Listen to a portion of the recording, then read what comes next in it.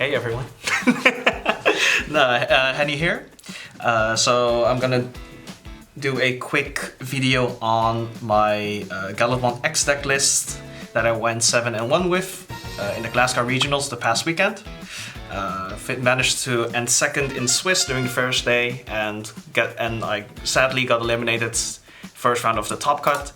So only a top 16 finish, but I got my invite, so that was my goal with going to the Glasgow Regionals. Because for the fun backstory, I also went to the Amsterdam Regionals a week earlier, went 5-3, so finished like somewhere in 34. But I was disappointed in my performance, and I knew that I could do better, and I knew that the deck that I made had more potential in the pre-ban list format. So I decided to do a salty run back in Glasgow, and yeah, gonna talk about the deck a bit, going through the card for card, and then just a little bit of my thoughts about the tournament and the deck going forward, I guess. So for the card by card, first off, for the eggs, for EX2 Digimon. So when attacking, it draws you a card. Card draw is good. We want to see our pieces, especially in our version of the build. So 4 of these, good. Then for the rookies, 4 Gallantmon X antibody. Extra draw, X antibody lines always give more consistency. This one functions as a searcher, finds every tribal piece as well as protoform, so easy 4 of, also has a memory inherit, so it's great. Then for normal Gallantmons, 3 BT19, start of main phase if it's Takado, gain a memory. In this version we are finally playing Takado, so I am playing this one. The DP inherit for the deletion really matters to make Gallantmon X pop 12k, and the memory is nice to start off at the beginning of the turn. Then 2 EX2 Gallantmons. On play we search the top cards at our Tamer, at our tribal pieces. Only 2 because usually I build in the back anyway, and there's a lot of other things you can do for 3 memory in this deck. So only 2. It's nice if you're still missing pieces and you can go into Gallantmon X after. Otherwise, you just go in the back, but you much prefer to have this one in that case. And then lastly, RK is the deck. So we are playing 2 Sordomons. Can reduce play costs, slows them down, Demon Lords and Royal Knights both. So sadly, RK is a tough matchup for the deck, so we have to play some cards for it to make it a bit manageable. So this is the rookie lineup, 11 rookies, pretty solid. Moving on to the level 4s, for Gallantmon X. This card is so good, it's so good. So it has an extra cycle, it has a float, it also has the memory deletion, so this is the card you want to see. I'm currently only running 3 because I'm running a small level 4 count. I might bump it up in the future, but for now at 3 it worked brilliantly, so we just kept it like that. Then 3 BT12 Gallantmon. If you don't have a Tamer, you play Takado.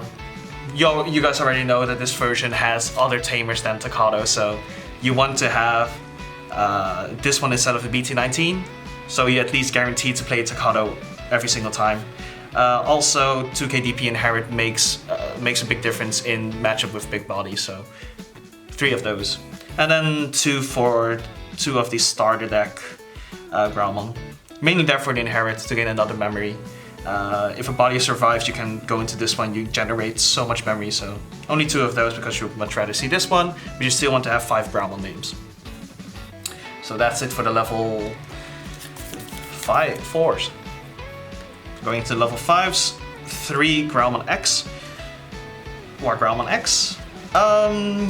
Gives DP, makes it so you can be bot decked or bounced, pops a 10k, gives security attack +1. We like level 5s that give security attack +1. It's a good card. So that's it. And then 3 BT12 Gallantmon. If you can pop something, if you don't, you can Digivolve a bit cheaper. Usually you decline that effect because you want to go into Wargrow X, but the end of attack to gain 2 memory back is very important for the matchups that I mainly designed this deck for. So 3 of those, only 6 level 5s. Just find them.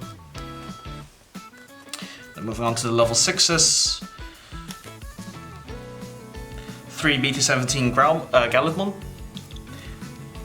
It's a 3-cost Evo, it gives you DP. It's immune at 0 memory, which is the most important part of this card. It makes it so you can swing at like 20k usually for 2 checks while being immune. So nothing that actually can touch you at that point. So 3 of, you want to see him at least once in the game. Then 4 of Na I Twin Gallantmon X. So what can I say? This card, it's a secret rare. The card reads ridiculously broken. It's balanced because you're still affected by options. But yeah, it trashes security, it restands, it pops a big body, it becomes really strong because it has lingering DP gains. So yeah, we run 4 of. Because we have to facilitate the 2 Gallantmon GX. Well, I talked about this combo in the previous deck showcase, where you still do 2 checks of Gallantmon and trash and unsuspend with Gallant X, and then do another 2 checks, go into GX and finish the game. So that's why we have this ratio of our top end, because we need to facilitate the Gallantmon GX by having another Gallantmon X to tuck underneath. That's it for the Digimons. Moving into the Tamers. You love them, it's BT9 Cool Boy. It's a 2-drop. It adds an X antibody Digimon and the X antibody option. And when you digivolve into the same name, you gain memory and you draw 1. Gain 1, draw 1. What can I say? It's so good. It functions as one of the best setups in the deck. It generates so much value throughout the game. So it allows you to also just stay in the back and not play on board for a long time. So, for Cool Boy. And then 2 BT19 Takados. This functions as a semi-blitz for the deck, but also gives raid to Gallantmon, so you're actually able to swing into the big bodies, so you can clear the board and make way for the OTK line. It's a memory setter, you can play it for free. At start of turn, it's synergized really well because you can go to 4 with the Gallantmon, so it used to be Coda, but now we're finally back onto Takados. And then lastly, for the options, I don't have room on this playmat, but that is fine. For offense training, it's consistency, it's a cheap Evo, it's a 2-cost card you can play. Nothing much to say. I think almost all decks that are stack based play this at 3 or 4. We are no exception. 2 red memory boost, the other consistency cards. You still want to find your Digimon, so play the memory boost, gain the memory, find your pieces. 2 X antibody protoform. We are playing this one instead of the regular one because we really want to regulate where we are on the memory gauge, because we only have 2 ways to actually blitz, and besides the GX. So we use a protoform to regulate our Digivolution cost, since this costs 1 to Evo and since this also costs 1 to Evo on their respective non-protoform X antibody forms. And besides that, it's recursion, it's extra healing in a format that's very aggressive. Decks that just want to swing your entire security away in 1 or 2 turns. So having the extra safety and also recursion on pieces is very important. And then lastly, 2 Crimson Blaze. Looking at the format pre-ban list, you wouldn't necessarily think that this card is really good, but this card allows you to have a very favorable Imperial matchups, both blue, green, and red, purple.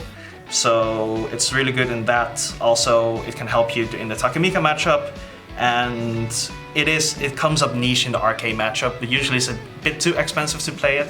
But depending on which deck you have and how much setup you have, you're able to play Crimson Blaze and then go for an OTK line so you don't get destroyed by Omekamon. So this is the 50.